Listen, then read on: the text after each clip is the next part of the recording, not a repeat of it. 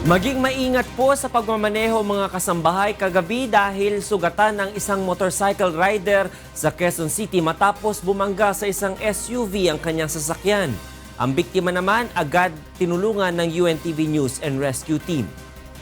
Ito ang balita ni Asher Cadapan Jr.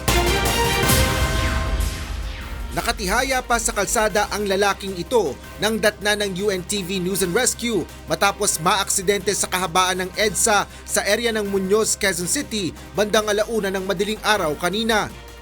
Kinilala ang biktima sa pangalang Charlo Avena, 32 years old. Ayon kay Avena, binabagtas niya ang EDSA habang minamaneho ang kanyang motorsiklo. Nang papaliko na siya sa U-turn slot, ay hindi umano nito napansing papalikuri ng SUV na kanyang sinusundan sa naturang U-turn slot. Kung kaya't bumangga ang motorsiklo sa harapan ng SUV at saka sumalpok sa concrete barrier sa Center Island. Ando kami sa kabila, nakaupo kami. Tapos gumalabog na lang. Gumalabog. Bumangga rito. Dito sa barrier na yan. Nakita namin siya, nakatihaya na lang dyan. Nagtamo si Avena ng mga gasgas sa siko at tuhod at iniinda ang pananakit sa kaliwang bahagi ng baywang. Wala namang nasaktan sa sakay ng SUV, bagaman bahagyang nawasak ang kaliwang harapan nito. Agad na nilapatan ng Pangunang Lunas ng UNTV Rescue ang biktima at dinala sa Quezon City General Hospital para sa kaukulang atensyong medikal. Para sa mga aksidente sa kalsada, maaaring ipagbigay alam ito sa UNTV News and Rescue Team sa pamamagitan ng pagtawag sa numerong 911-8688. Asher Cadapan Jr., UNTV News and Rescue, Quezon City.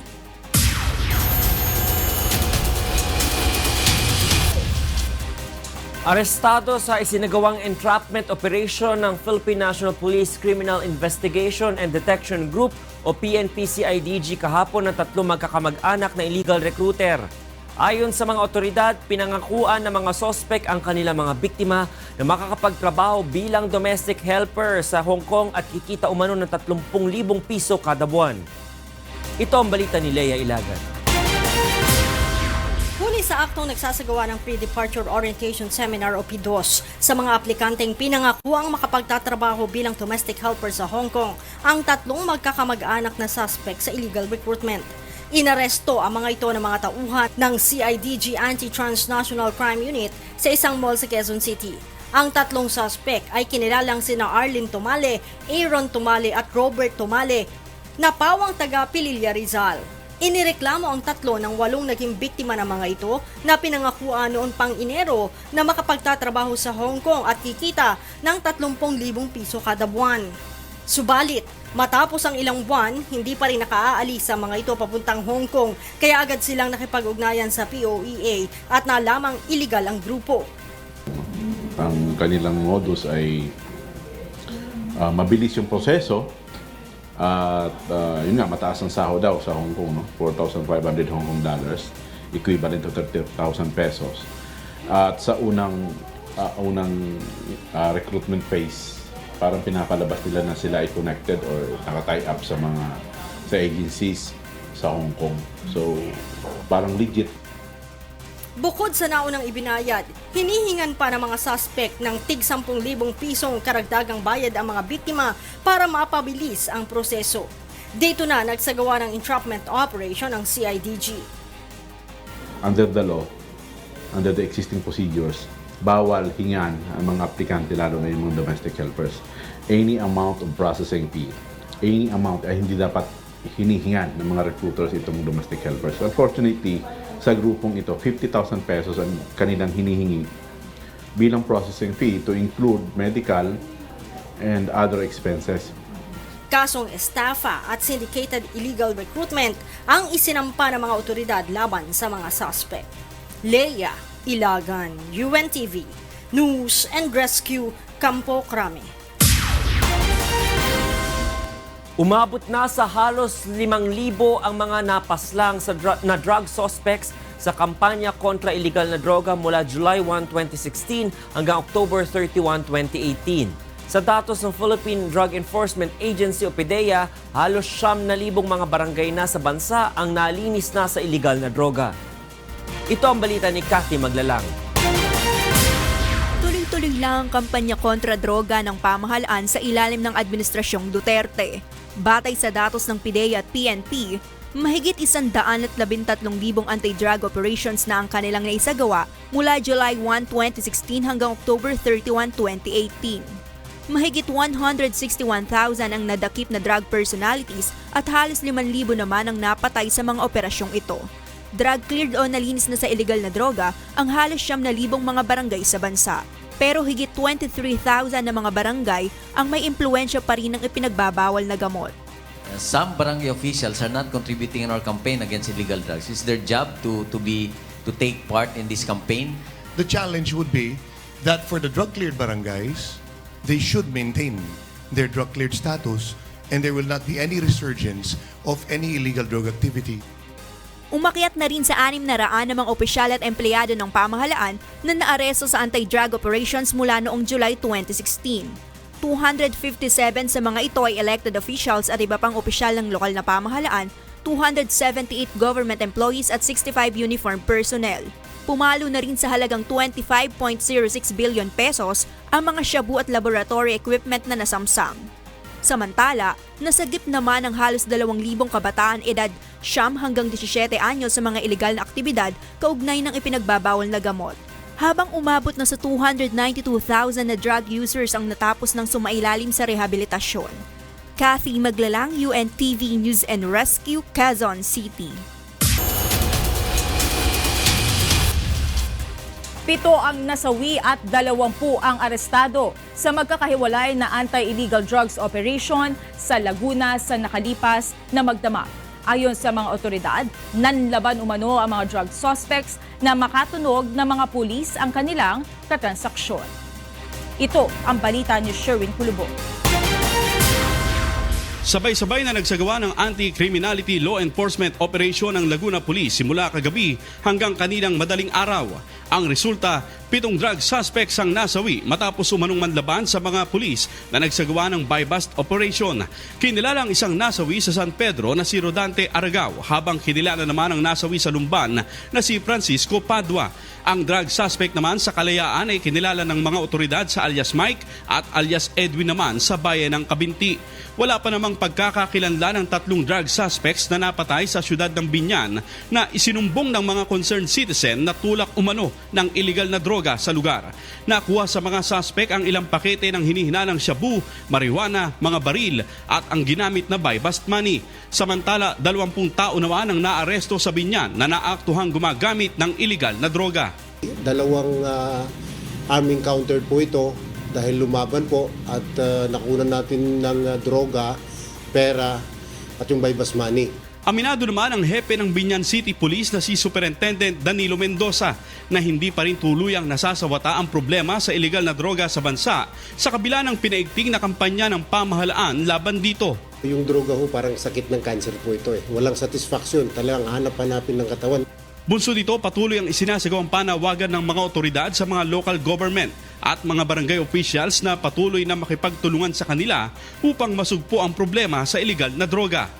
Magkaisa, no? Dito sa layunin na lahat ng mga drug personalities diyan ating pasukuin.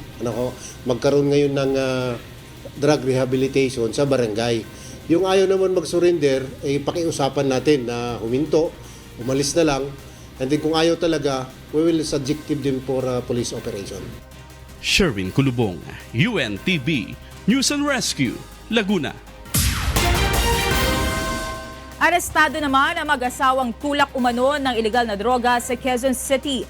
Mahigit 6 na milyong pisong halaga ng illegal na droga na sabat ng mga otoridad sa mga suspect. Ito ang balita ni Asher Cadapan Jr. Arestado ang 2 hinihinalang illegal drug courier sa Ermin Garcia Street, Barangay E. Rodriguez, Quezon City, bandang 1:00 ng madaling araw kanina. Kinilala ang mag-asawang suspect na sina Ernie Rodriguez, 44 years old, at si Teresa Matias, 60 years old. Ayon kay Joel Plaza, Regional Director ng Philippine Drug Enforcement Agency, isang buwang minanmanan ng mga otoridad ang mga suspect. Matapos makumpirma ang illegal na gawain ng mga ito, agad nagsagawa ng buy-bust operation ng PIDEA, katuwang ang mga tauhan ng Quezon City Police District. Yung front nila dito ay nagbibinta sila ng gulay, pero yun nga,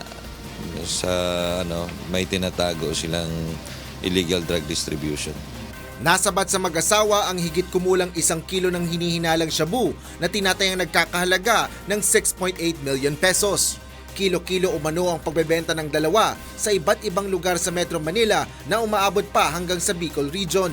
Nasa kustodiya na ng PIDEA ang mga suspect na mahaharap sa kasong paglabag sa Comprehensive Dangerous Drugs Act of 2002. Asher Cadapan Jr., UNTV News and Rescue, Quezon City.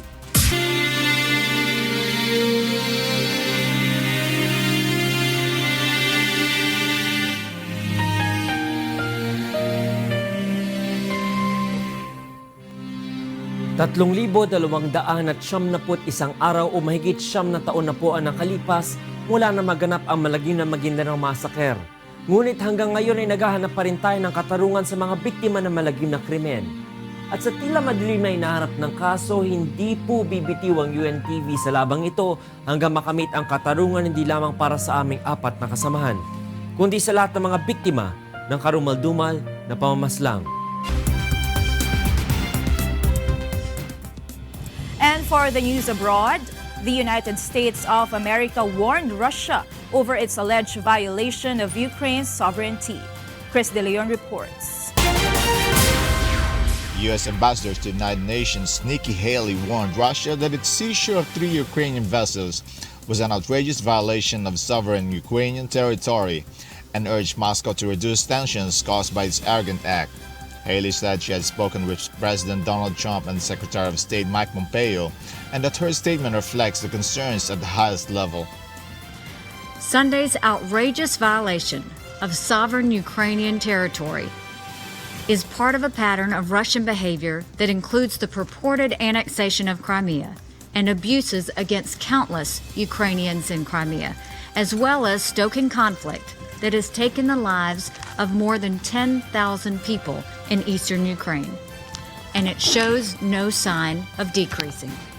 Russia seized 2 small Ukrainian armored artillery vessels and a tugboat which Moscow said had illegally entered Russia's territorial waters.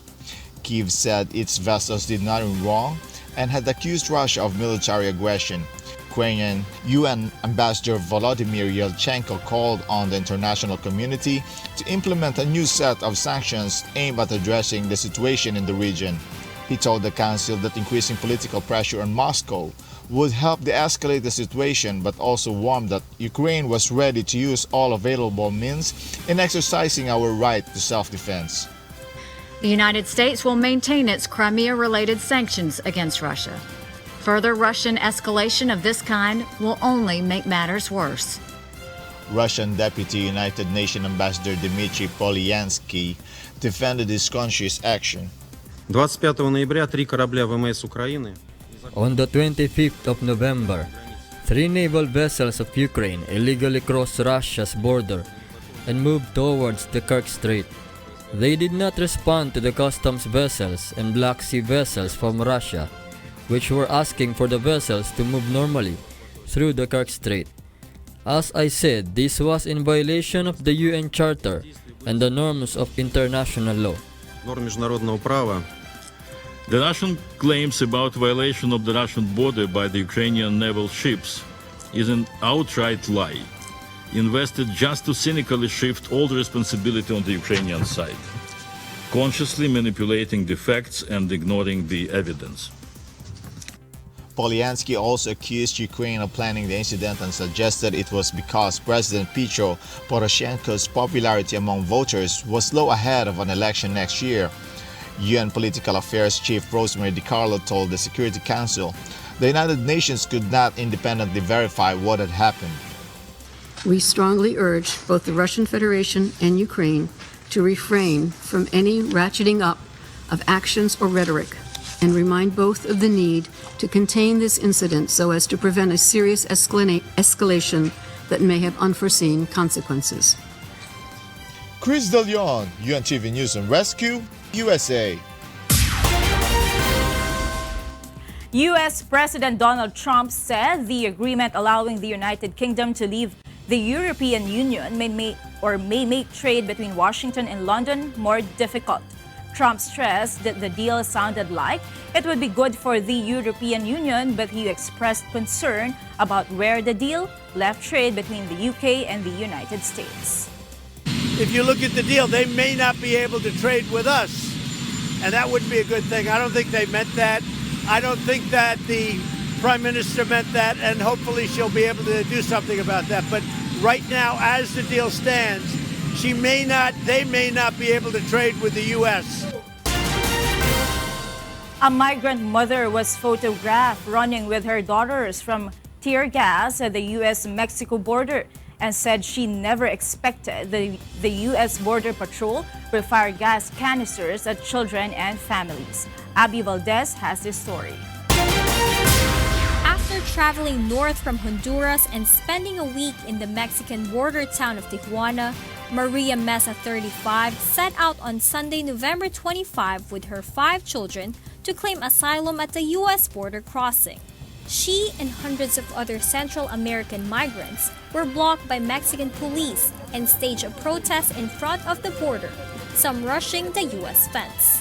3 tear gas canisters shot from the U.S. side landed around Mesa and her children, who range in age from toddlers to teenagers, she said in an interview at a Tijuana migrant shelter.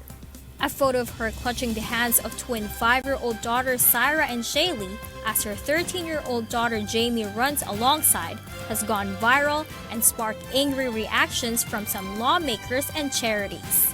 Well, I felt sad, scared, and wanting to cry. That's when I grabbed my daughters and started running. At that moment, I thought I was going to die with them because of the gas. We ran and we fell into the mud and struggled to get up amidst the gas. A young man gave me his hand and pulled me up to my feet. The U.S. Department of Homeland Security said U.S. Customs and Border Protection officers were struck by projectiles thrown by the migrants. Around 5,200 people who traveled in a caravan across Mexico are packed into the shelter in a stadium in Tijuana, living in makeshift tents. President Donald Trump has taken a hardline stance against the migrants who have made their way north from violent and impoverished Central American countries. On Monday, he said Mexico should send them back to their home countries. The U.S. Border Patrol said most of those assembled at the border were economic migrants who would not qualify for asylum. Meza said she traveled to Tijuana for one reason, and that's because there's a lot of violence in Honduras. The United States shut the crossing for several hours on Sunday, and Trump has threatened to close the border entirely.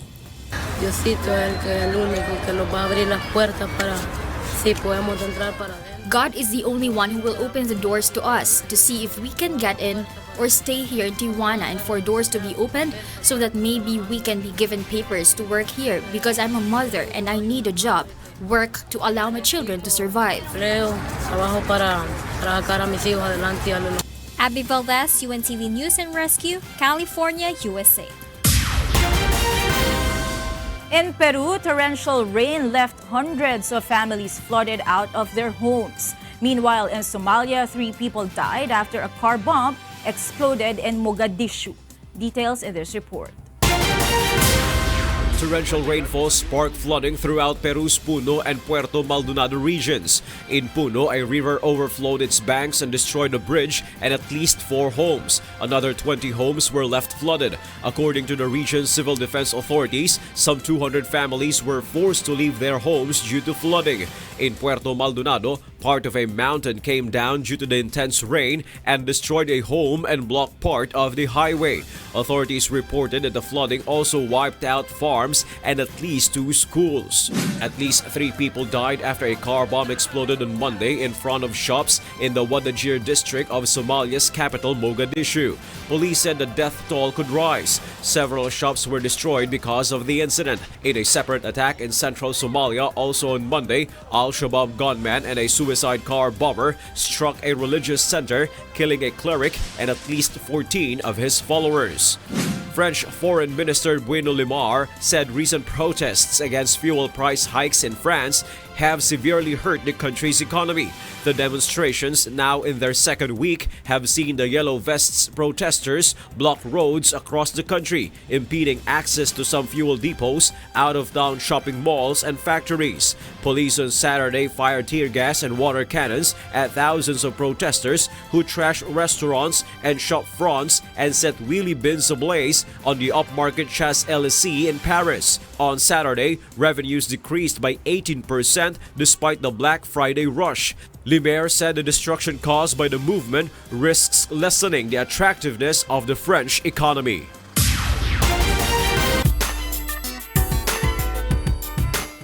Nagsimula na kagabi ang biggest online singing competition sa bansa, ang Wishcovery Season 2, The Singer and the Song. Kilalanin natin ang mga mapalad na Wishcoveries na pasok sa Camp Benny. Ito ang aking balita.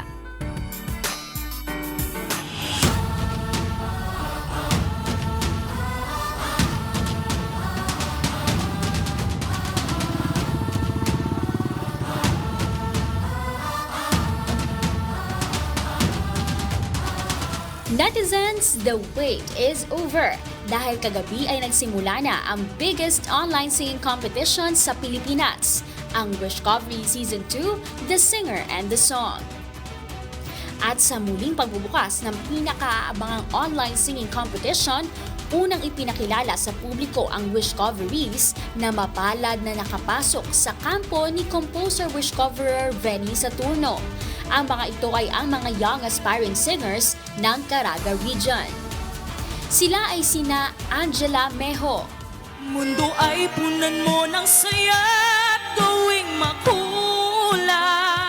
Ana Marie Ginsisana, Araw gabi na sa isip ka, napapanaginip ka. Anthony Lapinig, Dininig ng langit ang aking paglalambing. Christopher Tinio, Kapag nariyan ako'y sumisigla.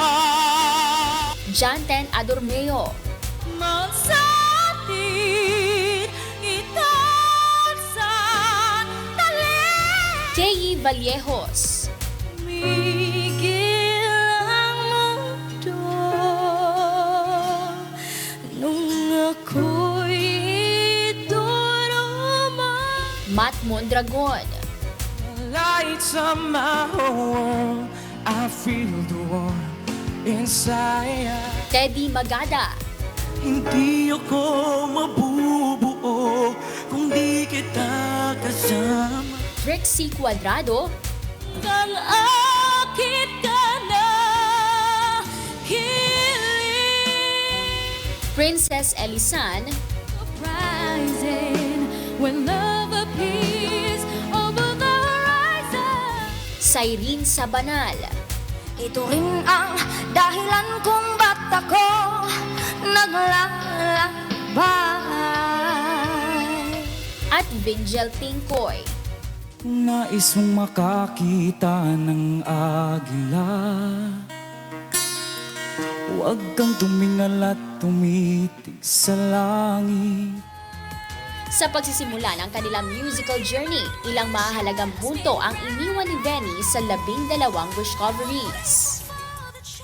The song will make or break you. Yung pag pumili ka ng kanta, dapat tama. Sa range mo, kaya mong gawin, kaya mong i-deliver. Kasi always sinasabi ko, in any competition, yung kanta parang damit. Pag sinuot mo, dapat bagay sa'yo.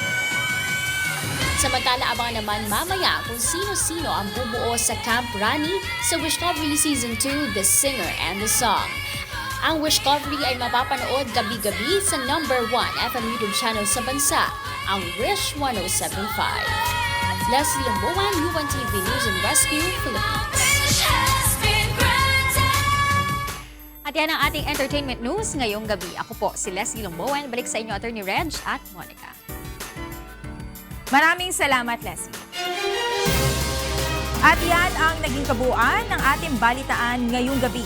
Aming inilahad ng buong katapatan kung paano namin nasaksihan. Kayo po'y makapagtitiwala ng aming nakita at narinig ang aming ibinabalita. Magandang gabi.